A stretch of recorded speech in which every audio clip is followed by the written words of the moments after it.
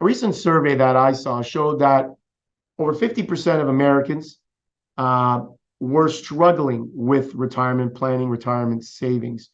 And I saw another survey from Canadians as well, feeling the same thing, that they're worried that they just don't have enough to retire on. And in fact, for many, they don't know how much they need to retire on. And an interesting chart we can pull it up now as well, that shows how much the discrepancy between what people think they need, the amount they need to retire on.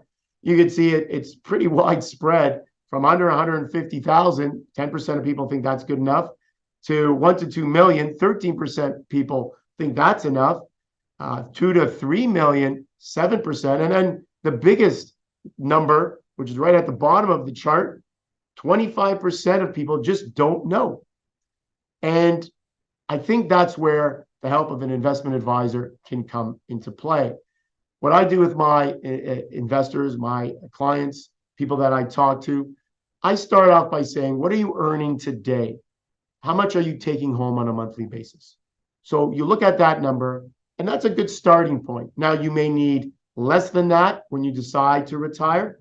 You may need more than that. And I must say that for the most part, most people don't really need more. So sometimes they need less once the kids, I guess, leave the house and move off and are self-sufficient, can do it on their own. It also is going to come down to how much you spend. Do you want to lead a life in retirement where you're traveling 2-3 times a year? Become a member of a golf and country club. How much do you foresee spending? Some of us, as we know, unfortunately, will have more medical bills as we get older. So the cost will start to rise as we get into our late 70s, early 80s, and beyond. So figuring out how much you need really is something that will change over time. It's a roadmap. And as we all know with roadmaps, you plan the best way to get to where you want to get to. But if there's construction, traffic, what do? Well, most people today have Waze or Google Maps, and they figure out another route. And that's what retirement planning is all about. Coming up with a number that you think makes sense, but then it's going to change probably multiple times, just like your route on the way to your destination. If you're going downtown Toronto or wherever you're going to a friend's house and there's traffic, you're going to deviate from your original plan.